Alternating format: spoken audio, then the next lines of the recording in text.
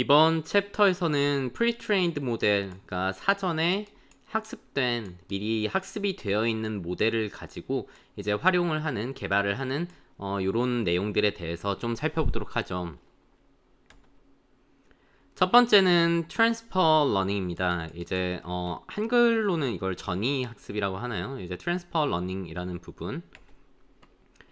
트랜스퍼 러닝이라고 하는 거는 우리가 사전에 학습되어 있던 어떤 지식을 갖다가 뭔가 이제 좀 관련이 돼 있기는 하지만 새로운 태스크에, 다른 태스크에다가 이렇게 좀 적용하는 이런 내용이라고 보시면 돼요. 그러니까 사전에 학습되어 있는 지식을 조금 활용을 하자 이거죠.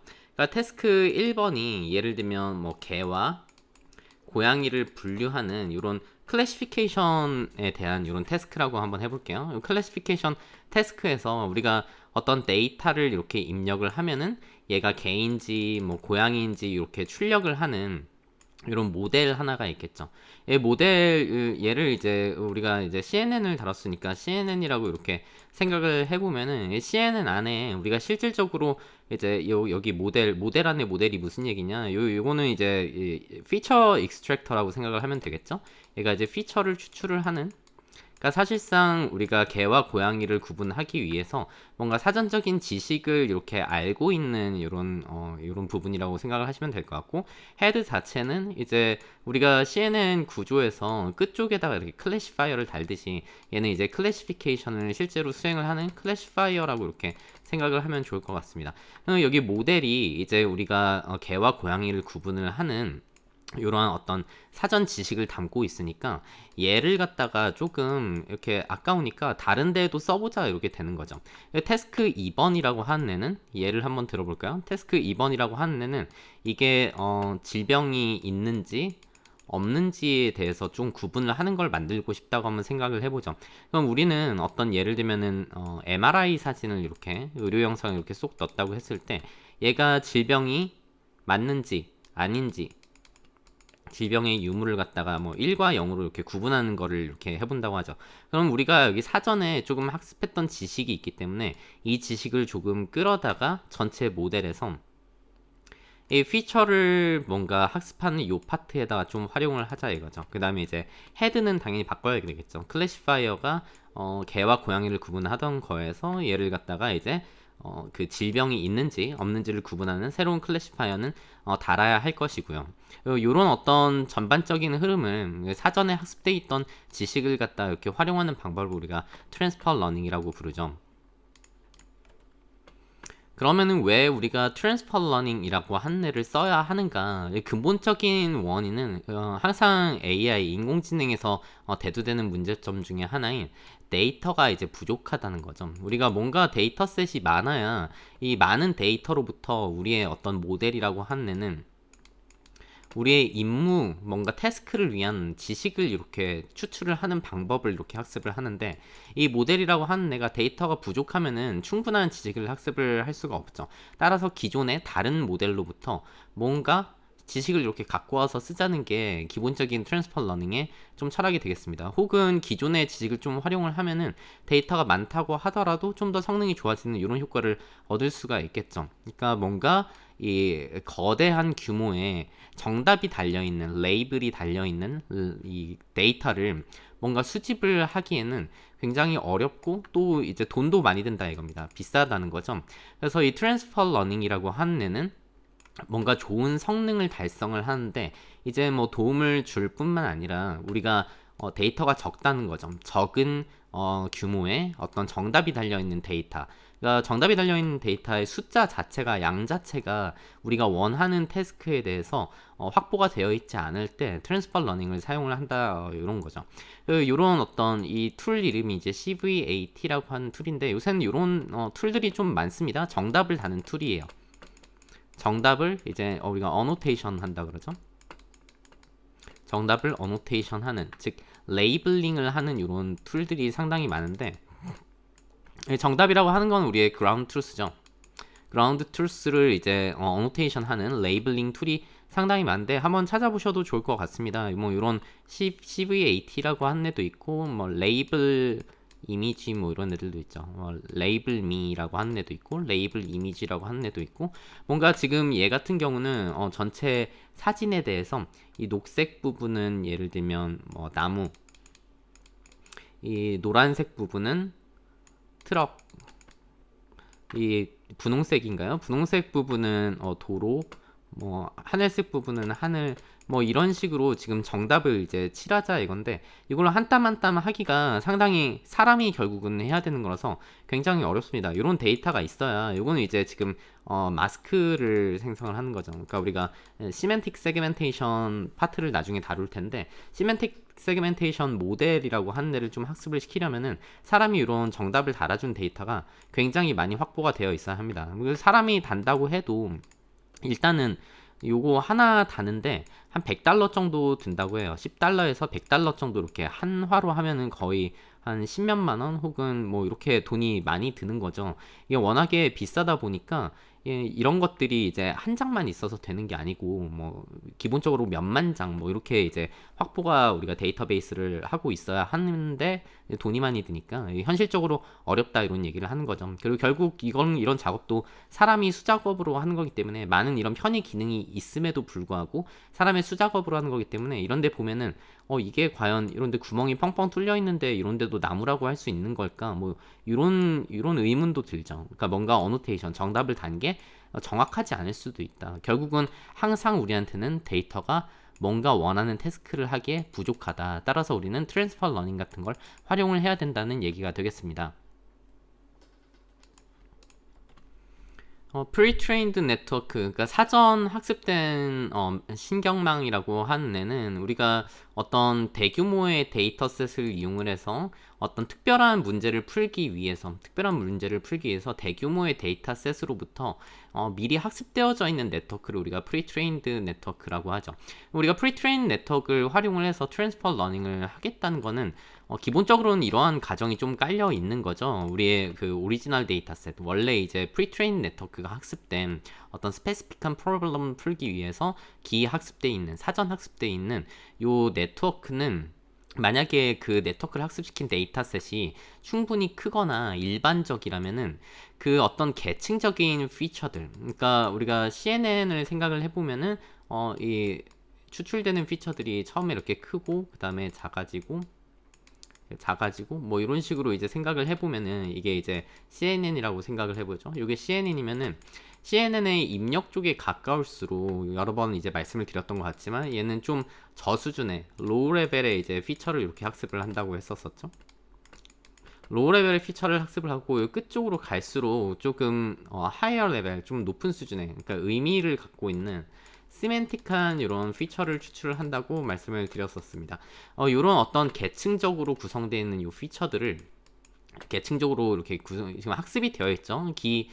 사전 학습된 이 네트워크는 이 계층적인 특징들을 학습을 하고 있는데 얘네들이 뭔가 다른 데에서도 좀 쓸 법한, 다른 데에서도 충분히 쓸 수 있을 것 같은데 얘가 예를 들면은 뭐 개, 고양이, 말을 구분하는 이런 모델이었다 치면은 이 정보를 개와 고양이와 말을 구분하는 데만 쓰지 말고 아까 말씀드렸던 것처럼 질병이 있느냐 없느냐 이런 데서도 이 정보를 활용할 수 있을 것 같은데 이런 생각이 든다는 거죠. 그러니까 데이터셋이 충분히 많은 데에서 학습이 된 pre-trained 네트워크 같은 경우에는 뭔가 걔가 어떤 일반적인 모델로서의 실세계에서 일반적인 모델로서의 역할을 할 수 있기 때문에 이 어떤 하이어라키컬한 피처를 활용을 할 수가 있다. 요거가 우리가 좀 딥러닝이라고 하는 애를 좀 사랑하는 이유죠. 이제 딥러닝의 장점 중에 하나라고 하는 거는 기존의 어떤 얕은 신경망 혹은 뭐 우리가 다른 머신러닝에서의 학습 기법들, 고전적인 학습 기법들 대비 딥러닝의 이런 어떤 알고 있는 미리 학습이 되어 있는 지식을 갖다가 다른 문제에다가 적용을 굉장히 유연하게 할 수 있다라는 이런 장점이 있다는 것입니다. 뭐 이런 가정 때문에 우리가 이제 프리트레인드 네트워크에서의 어떤 논리지를 활용을 해서 다른 어떤 그 태스크의 문제를 풀고자 활용을 한다는 것이고 아까 뭐 비슷한 예제지만 이미지넷 데이터셋이라고 하는 애는 우리 ILS VRC에서 이제 많이 활용이 되었던 이미지넷 데이터셋 같은 경우에는 충분히 굉장히 다양한 물체들을 담고 있는 좀 큰 규모의 데이터셋이기 때문에 여기서 학습된 pre-trained 네트워크 같은 경우는 이 지식을 갖다가 새로운 클래시피케이션 태스크에 활용을 할 수가 있다. 이 이미지넷 데이터베이스는 거의 막 굉장히 뭐 1000만 장 정도의 데이터가 있죠. 그리고 1000개를 구분할 수 있는 거의 약 1000개가 조금 넘는데 1000개를 구분을 할 수가 있는 이러한 어떤 데이터셋, 이거를 해야 되는 데이터셋인 거죠.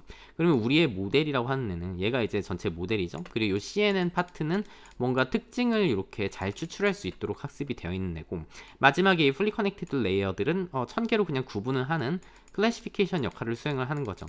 그러면은 우리가 조금 생각을 해볼 수 있는 거는 아까 말씀드렸듯이 우리의 요 CNN이 추출하는 이 알고 있는 지식을 갖다가 요런 요 지금 의료 영상이죠. 의료 영상 같은 데서 얘가 세 가지 분류만 해볼까요? 정상인지, 얘가 음성인지, 양성인지, 뭐 요거 세 개를 이제 구분을 해본다고 하면, 요 세 개를 구분을 해본다고 하면은 지금 이 어떤 CNN에서 추출할 수 있는 요 지식을 갖다가 얘를 아래쪽에 이 뭔가 이 어떤 의학 영상, 그러니까 영상의학과 쪽이죠. 뭐 그런 영상을 딱 넣어가지고 이게 정상인지 음성인지 양성인지 구분을 하는 클래시파이어 모델을 처음부터 학습시킬 게 아니라 이 정보를 이미지넷에서 학습되었던 이 정보를 충분히 좀 활용을 해서 얘를 갖다가 지식을 전이를 하자, 트랜스퍼 하자는 거죠. 지식을 트랜스퍼를 해서 얘에서 좀 활용하도록 하고, 마지막에 클래시파이어는 바꿔야 되겠죠. 이 위쪽의 클래시파이어는 1000개를 구분하는데 우리가 구분하고 싶은 건 이 3개밖에 없으니까 여기만 살짝 바꿔가지고 얘를 좀 활용을 하면은 얘가 잘 동작을 하더라. 뭐 이런 것들이 어떤 트랜스퍼 러닝의 전반적인 흐름이라고 얘기할 수가 있겠습니다. 이 트랜스퍼 러닝을 이용한 어떤 AI 기술 중에서 우리가 가장 잘 알고 있는 예제가 이제 챗GPT죠. 챗GPT. 원래 이제 GPT-3든 이제 뭐 최근 모델들이 많이 나왔죠. 오픈AI에서 뭐 다른 혹은 GPT뿐만 아니라 다른 모델들이 많이 나왔는데, 이 그냥 기본적으로 GPT라고 하는 애는 채팅을 하는 기능이 없습니다. 그러니까 얘는 다음 자연어 쪽에서 다음 단어를 그냥 순차적으로 이렇게 확률적으로 내보낼 뿐이지 내 질문에 답변을 하는 능력은 없어요. 대신에 이 GPT라고 하는 애는 세상에 존재하는 많은 텍스트들을 굉장히 대규모 라지 스케일의 텍스트들을 학습을 함으로써 뭔가 텍스트가 담고 있는 컨텍스트를 이렇게 이해할 수 있는 능력을 가지고 있죠. 결국은 이 GPT라고 하는 애가 사전에 학습되어 있는 우리 pre-trained 네트워크라고 생각을 할 수가 있습니다. pre-trained 네트워크를 갖다가 얘의 정보를 활용을 해서 우리가 챗GPT로 사전 학습 정보를 가지고 트랜스퍼 러닝을 하는 거죠.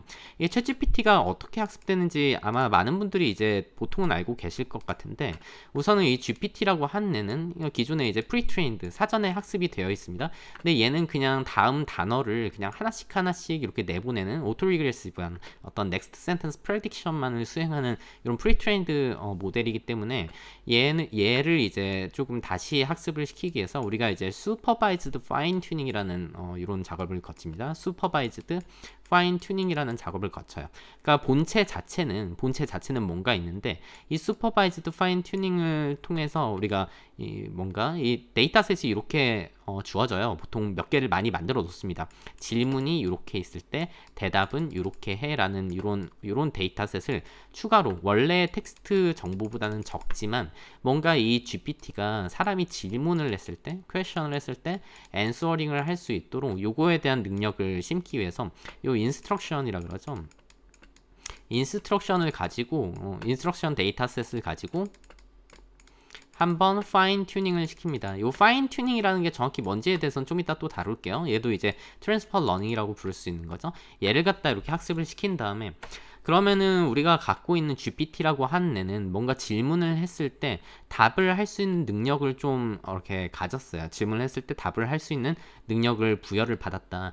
두 번째 단계에서는 뭔가 질문을 했을 때 그에 대한 대답이 조금 그냥 이렇게만 학습을 시키게 되면은 뭔가 능력이 좀 멋들어진 답변이 안 나온다는 거죠. 그리고 요 뭔가 임의의 질문을 했을 때 답을 할 줄 아니까 GPT가 얘에 대한 답을 내놨을 때 이 답변이 예를 들면 1점에서 9점까지 1점이면 답변이 나쁜 거, 9점이면 답변이 좋은 거, 이런 식으로 사람이 점수를 매깁니다. 이런 거를 이제 reinforcement learning, human feedback이라고 하죠. 이런 어떤 사람이 여기 이제 붙는 거예요. 뭐 언어학자 이런 사람들을 언어학자들을 그 회사에서 고용을 해가지고 내가 어떤 질문을 했는데 이게 괜찮은 답변입니까? 이런 걸 평가를 하게 해요. 1점에서 9점까지 스케일로 해가지고 여러분들 뭐 평가할 때 그런 거 있죠. 뭐 나쁨, 매우 나쁨, 뭐 중간, 보통, 뭐 좋음, 매우 좋음, 뭐 이런 식으로 하듯이 그거를 평가를 하게 합니다. 요거 자체가 이제 점수를 매기는 것 자체가 뭔가 데이터죠. 이 데이터를 활용을 해서 이 점수만 매기는, 점수만 이제 채점을 하는 뭔가 모델을 새로 하나 또 만드는 거예요. 걔를 우리가 이제 리워드 모델이라고 합니다. 리워드 모델, 보상을 해주는 모델. 아마 강화학습을 공부를 이제 대부분 안 하셨을 것 같은데, 강화학습을 이제 공부를 하시게 되면 우리가 리워드 보상이라고 하는 이런 개념이 있으니까 이 보상을 해주는, 그러니까 결국 채점을 해주는 거라고 생각을 하시면 돼요. 채점을 해주는 이 모델을 만들어서 우리의 GPT 있죠.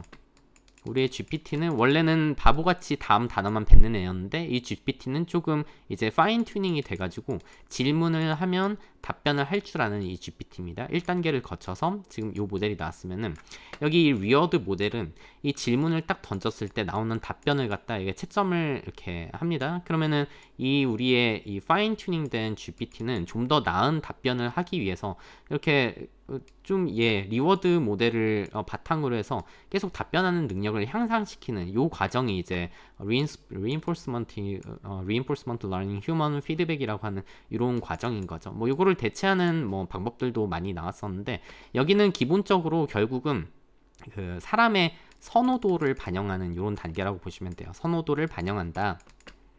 그러니까 여러분들이 이런 언어 모델이든 이런 것들이 이제 그 컴퓨터 비전 쪽에서 많이 들어갑니다. 이 preference라고 하죠. 선호도를, 어떤 모델이 출력하는 결과에 선호도를 갖다가 preference를 우리가 반영을 하겠다. preference를 옵티마이즈 하겠다. 프리퍼런스를 최적화한다라고 이렇게 이제 얘기를 하는, 그러니까 지금 두 번째 단계까지 왔죠. 첫 번째 단계에서는 사전 학습된 모델을 갖다가 우리가 트랜스퍼 러닝의 일종의 파인 튜닝을 통해서 질문을 했을 때 대답할 줄 아는 능력을 부여하는 거, 그리고 여기에서는 사람의 손을 조금 빌리는 형태로 해서 조금 선호되는 답변을 이렇게 할 수 있도록 훈련을 시키는 거. 그리고 세 번째 단계는 뭔가 여기에서는 이제 조금 이 두 번째, 세 번째 단계를 제가 좀 합쳐서 좀 얘기를 하긴 했네요. 이 두 번째 단계에서는 그 리워드 모델 자체를, 이제 그 채점을 해준 모델 자체를 학습을 시키는 거고, 세 번째가 실제로 이 리워드 모델을 가지고 이제 이 리워드 모델이죠. 우리의 이제 GPT라고 한 애를 이렇게, 너는 이거는 좋은 답변이야, 이거는 나쁜 답변이야, 얘가 이제 AI로서 이렇게 작용을 해가지고 이 GPT의 능력을 더 향상시키는 거죠. 여기가 이제 Preference Optimization 요 파트네요. 제가 2번, 3번을 좀 섞어서 말씀을 드렸는데, 요 일련의 과정을 통해서 이제 GPT에서 시작을 해가지고 여러분들이 잘 쓰는 어떤 챗GPT라든가 혹은 다른 자연어 처리 서비스들 있죠. 뭐 그 클로드라든가 뭐 엔트로픽의 그런 어떤 언어 모델들이라든가 그런 것들이 완성되는 전반적인 파이프라인이 이 형태를 많이 따라가고 있습니다. 이런 게 이제 아주 잘 알려진 트랜스퍼 러닝의 예제라고 볼 수가 있을 것 같아요. 그래서 트랜스퍼 러닝에는 이제 두 가지 시나리오가 있을 수 있는데, 첫 번째는 이제 파인 튜닝이라고 하는 작업입니다. 파인 튜닝은 우리가 사전에 학습되어 있는 모델을 전부 다 그냥 뭔가 손을 본다라고 생각을 하시면 좋을 것 같은데, 예를 들어서 여기 아래에 있는 그림으로 한번 설명을 드려보죠. 지금 여기 있는 이 모델 같은 경우에 이미지넷으로 학습이 되어 있는, 이미지넷 데이터셋으로 학습이 되어 있는 학습이 끝난 모델이라고 이렇게 생각을 해볼게요. 학습이 끝난 모델은 여기 아래에서 입력부터 이렇게 시작을 해서 컨볼루션 레이어를 이렇게 쭉 통과하면서 1000개의 클래스를 구분할 줄 아는 이런 능력을 학습이 끝났으니까 가지고 있겠죠.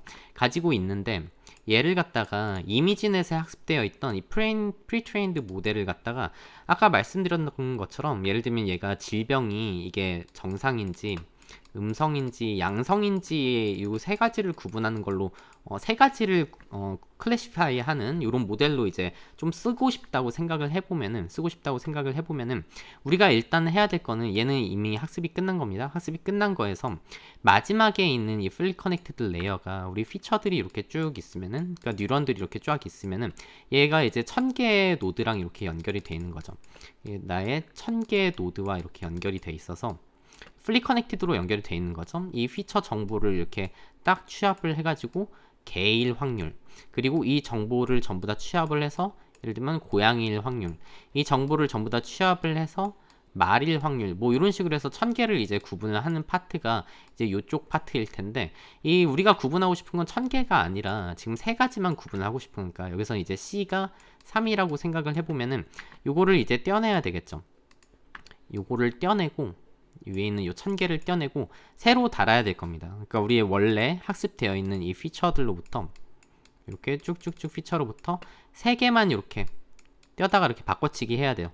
그래서 이 피처들을 가지고 얘가 취합을 해서 정상 클래스인지, 전부 다 취합을 해서 이게 음성인지, 전부 다 취합을 해서 이게 양성인지를 이렇게 구분하는, 결국은 이 헤드 파트에 마지막에 달려있는 풀리 커넥티드 레이어가 1000개를 예측하는 이런 풀리 커넥티드 레이어였다면은 이제 C개, 여기서 제가 예로 든 건 3개를 예측하는 그 마지막 레이어를 우리가 뭔가 다른 걸로 일단 대체는 시켜놔야 되죠.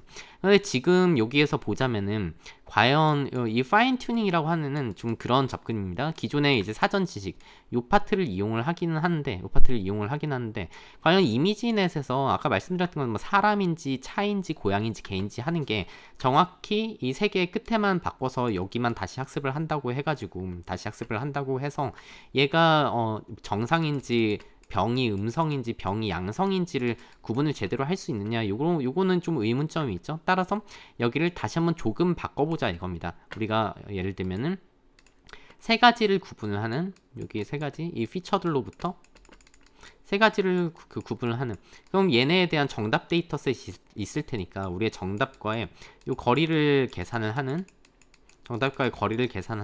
크로스 엔트로피 로스를 이렇게 달아서 백 프로파게이션을 통해서 얘네를 한번 여기 가중치들 컨볼루션 레이어 혹은 풀리 커넥티드 레이어에 여기 들어있는 이 가중치 값들을 전부 다 그레디언트 디센트를 통해 업데이트를 한번 쫙 해야 되겠죠. 전반적으로 요거를 지금 하자 이거예요. 전반적으로 되게 좀 길게 설명을 드리긴 하지만 심플한 개념입니다. 마지막 이제 클래시파이어 개수만 이렇게 쫙 우리의 원하는 3개를 예측할 수 있도록 바꿔놓은 다음에 다시 전체 모델을 갖다가 우리의 새로운 데이터셋으로, 여기서는 뭐 의료겠죠? 의료 데이터셋으로 얘를 전부 다 다시 트레이닝을 해보자 하는 게 파인 튜닝이에요. 그럼 얘는 무슨 의미가 있느냐?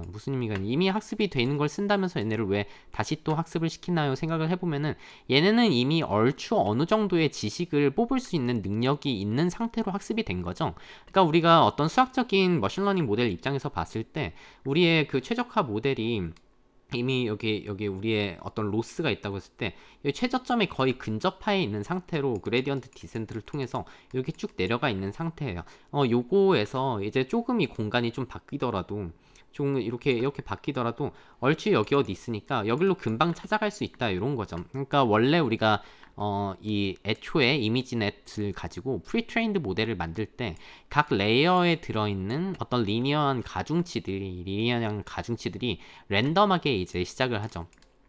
랜덤하게 시작을 해서 뭔가로 이제 수렴을 한 상태라면은 얘네들이 이 안에 들어있는 가중치들이 학습이 되어 있는 상태인데, 여기서 시작을 해서 나의 새로운 예를 들면 의료 데이터로 얘를 갖다가 트랜스퍼 러닝을 한다는 거는 어느 정도 이 초기화되어 있는 가중치 초기화가 랜덤에서 시작을 하는 게 아니라 어느 정도 안정된 상태에서 그 다음에 얘네가 조금씩 값이 조금씩 수정이 되는구나. 우리의 이미지넷 데이터가 아닌 의료에서의 어떤 정상인지 음성인지 양성인지를 구분하는 효율적인 추가 정보를 뽑아내기 위해서 얘네들이 다시 학습이 되는구나 라고 생각을 할 수가 있습니다. 따라서 보통은 이 컨볼루셔널 레이어 피처를 추출하는 부분이죠. 피처를 추출하는 부분에서는 그레디언트 디센트의 러닝 레이트를 조금 낮게 해요. 그러니까 우리의 가중치는 그레디언트 디센트 수식에 의해서 이런 식으로 이제 업데이트가 되는데, 이 그레디언트의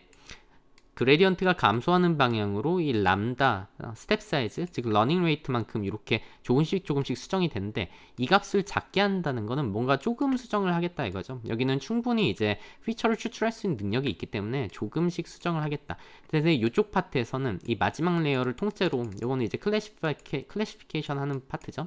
클래시파이어에 대한 부분인데, 이쪽에서는 얘가 새로 들어왔기 때문에 여기 지금 이 전단과 연결된 이 웨이트들은 처음부터 다시 학습이 돼야 되는 거죠. 그러니까 얘네는 가중치를 좀 많이 바꿔야 되니까 러닝 레이트를 크게 하겠다. 보통 이런 접근법으로 해서 우리가 기존에 학습되어 있던 모델을 파인 튜닝 한다라고 얘기를 하곤 합니다. 두 번째 시나리오는 이렇습니다. 우리한테 프리트레인드 모델이 있다면은 요 컨볼루셔널 뉴럴 네트워크 파트에서는 이미 피처를 뭔가 똑같은 내가 영상이다. 어차피 이미지넷도 영상이고 의료 영상도 영상이니까 여기에 있는 피처를 그대로 이렇게 좀 활용을 하겠다 생각을 하게 되면, 얘를 굳이 학습을 시켜야 하는 필요가 있냐라는 접근인 거죠. 그러니까 피처를 추출하는 파트는 얼려두고, 이제 freeze라는 표현을 여러분들이 많이 만나시게 될 거예요. 얘는 그대로 고정을 해두고, 얘는 다른 말로 이제 고정이라고 생각을 하시면 됩니다. 얼려둔다는 건 고정을 해둔다는 거예요. 그 마지막에 있는 이 클래시파이어만 새롭게 학습을 시키자. 굳이 이거를 다 전체를 파인 튜닝 하지 말고, 여기서 마지막 레이어를 아까처럼 3개를 구분할 수 있게 얘만 바꿔치기 한 다음에 요쪽 파트는 프리즈를 시키고, 혹은 이만큼까지 다 프리즈를 시키고 마지막 레이어만 단순하게 학습을 시켜버리자, 이런 접근이 있을 수가 있겠죠. 요거에 대한 어떤 가정 자체는 우리가 이미지넷 데이터셋에서의 1000개 클래스를 분류하는 어떤 피처들이 의료 영상 쪽에 대해서도 그대로 적용이 될 수가, 충분히 그대로 써도 활용이 가능하다라는 가정이 있기 때문에 이게 동작을 하는 거겠죠. 따라서 우리는 여기 파란색으로 되어 있는 이쪽 파트라던가, 혹은 내가 그래도 어느 정도는 이 fully connected 쪽에 어느 정도는 그래도 다시 학습을 시켜야 되지 않냐 싶으면 이쪽 파트만 이렇게 딱 고정을 해둔 상태로, 여기는 업데이트를 안 하는 겁니다. 그러니까 그레디언트 디센트, 우리가 여기다 새롭게 이렇게 로스를 달아가지고 로스의 그레디언트를 계산을 한 다음에 이제 그레디언트 디센트를 할 때 이 그레디언트를 여기서 딱 끊어버리자 이거죠. 여기서 끊어버리고, 혹은 여기서 끊어버려가지고 여기 이 아래쪽은 업데이트가 안 되고 그냥 여기 파트만 업데이트가 되는 형태로 이렇게 학습을 시켜보자 하는 것이, 오직 몇 개의 레이어만을 다시 학습을 시키자 하는 것, 대부분은 이제 프리즈 해두자 이거죠. 파라미터를 고정을 해주고, 앞쪽에 레이어에 파라미터스는 고정을 해두고, 이제 끝쪽에 있는 얘네들만 다시 학습을 시키자 하는 것이 이제 두 번째 시나리오가 될 거예요. earlier layers, 그러니까 뭔가 입력 쪽에 가까운 애들은 충분히 고정을 해두자, 이 얘기인 즉슨 원래 pre-trained 모델, 사전 학습되었던 모델이 갖고 있던 피처를 추출하는 그 능력을 갖다가 재사용하자라는 이러한 어떤 사전적인 사람이 가정을 하고 진행을 하는 것이죠. 그럼 이 레이어를 보통은 뭐 몇 개 어디서 어디까지 고정을 시키고 어디서 어디까지 학습을 시키는가에 대한 거는 정답이 없어요. 보통 이제 데이터셋이 얘가 충분히 뭔가 라지 데이터셋에 학습이 되어 있는데, 새로운 태스크의 데이터셋이 적다 싶을 때는 최대한 많은 부분을 고정을 시켜두고 최대한 적은 부분을 새롭게 학습을 시켜도 되고, 만약에 내가 그래도 어느 정도 새롭게 주어진 태스크에 대해서 데이터셋이 크게 있다고 생각이 되면은 많은 부분을 학습시키고 나머지는 고정시키고, 이렇게 이제 접근을 할 수도 있는 것이겠죠. 보통 이 피처를 재사용한다고 할 때 우리가 이제 컨볼루셔널 레이어는 고정을 시키고, 이제 뒤쪽에 달려있는 fully connected 레이어, 클래시파이어 부분만 다시 학습을 시키는 기법을 많이 사용을 합니다. 그럼 그 이유에 대해서 조금 궁금해 할 수가 있죠. 이제 왜 컨볼루셔널 레이어들만 재사용을 하고 얘네 FC 레이어, fully connected 레이어들은 재사용할 수가 없느냐, 요거를 이제 간단하게 생각을 해보면, 우리가 아까도 말씀드렸지만 우리 CNN이 이렇게 이제 생겼다고 생각을 해보면, 생겼다고 생각을 해보면은 여기에 이제 얘는 피처 익스트랙터로서의 이미지가 들어갔을 때 이제 역할을 하고, 마지막에 이제 fully connected 레이어가 이렇게 달려가지고 얘는 뭐고 이렇게 이제 구분하는 형태를 띠죠.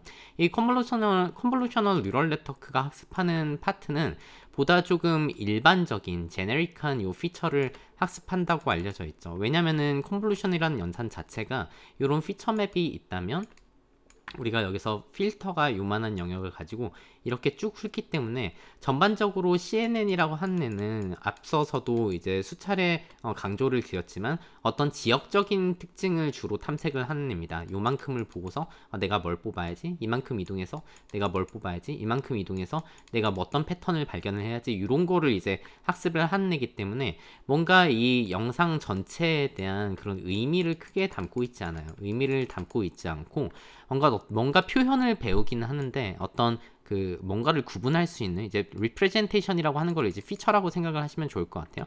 이 뭔가 어떤 표현을 이렇게 잘 나타내는 공간을 잘 구성을 하는 데 있어서 일반적인 특징에 대해서 좀 잘 배우고 있다 이거죠. 그러니까 우리가 아까 말씀드렸듯이 어떤 얘를 기존에 학습돼 있던 애가 얘가 오이석인지 뭐 차은우인지 누군지를 이렇게 구분하는 이런 모델이라고 이제 생각을 해보면은 얘는 이쪽 영상 쪽에 가까울수록 그러니까 앞쪽 레이어일수록 지역적이고 일반적인 특징을 많이 배우게 됩니다. 예를 들면 엣지라든가 어떤 컬러 성분에 대한 걸 학습을 한다던가 어떤 텍스처 질감에 대한 거를 학습을 한다던가 그리고 위쪽에 올라갈수록 이렇게 피처가 가공이 되면서 좀 더 이제 추상적인 개념을 좀 학습을 하게 되죠. 여기는 눈이다, 여기는 코다. 사람 얼굴에 대한 뭔가 오이석과 차은우와 누군가의 이제 차이를 알기 위해서 좀 더 의미론적인 걸 이렇게 좀 학습을 하기 때문에 주로 이제 컨볼루셔널 레이어 쪽 앞쪽에서 많이 이제 프리즈를 하는 형태가 되고 여기 나오듯이 컨볼루셔널 레이어는 뭔가 어떤 객체에 대해서 특징이라든가 그 위치 정보를 이렇게 뽑아내는 특화가 되어 있기 때문에 이 정보는 이 얼굴을 구분하는 거에서 아까 말씀드린 것처럼 어떤 의료 영상에서 얘가 양성인지 음성인지를 구분하는데 충분히 뭐 엣지라든가 컬러라든가 텍스처를 뽑아내는 능력 자체는 이 똑같은 영상을 다루는 태스크니까 다시 활용을 할 수가 있는 거잖아요. 이렇게 쓰자는 거고 풀리 커넥티드 레이어 같은 경우에는 어떤 그 스페시픽한 셋 특별한 그 목적에 대해서 특별한 얘가 양성인지 음성인지 우리가 기존에 학습돼 있는 애는 사람을 구분하는 오이석인지 차은우인지 요 클래스에 특화가 돼 있어서 얘는 좀 쓰기가 힘들다 이거죠. 양성인지 음성인지를 그 구분을 하는데 이게 오이석의 코인지 이게 차은우의 코인지 이런 정보는 크게 쓸모가 없죠. 그렇기 때문에 우리가 주로 컨볼루셔널 레이어 파트를 이제 얼려두고 얘는 고정을 한 채로 이쪽 부분만 이제 재사용하는 형태를 많이 띠게 되고 말씀드렸지 여기서 어디를 이제 프리즈하고 어디서 어디까지 학습을 시킬 건가에 대한 정답은 주어져 있지 않습니다. 다만 이렇게 대략적으로 구분을 해볼 수는 있겠죠. 우리가 뭔가 굉장히 비슷한 새로운 태스크를 해요. 여기 아까 말씀드린 것처럼 이미지넷으로 학습된 애를 갖다가 의료 영상 이렇게 쓰고 싶다. 똑같이 이제 의료 영상이고 뭔가를 이제 클래시피케이션 하는 구분을 하는 분류를 하는 이런 태스크이기 때문에 비슷한 데이터셋이라고 생각을 할 수가 있을 거예요. 그리고 제가 수집한 이 영상의 데이터 세트가 작다면 데이터셋이 작다면은 이제 끝에 하나만 여기 끝에 탑 레이어 가장 꼭대기에 달려있는 얘만 새로 학습시키고 나머지는 고정한 채로 해도 이렇게 조금 학습을 시켜야 되지 않을까 이런 생각이 드실 거고요.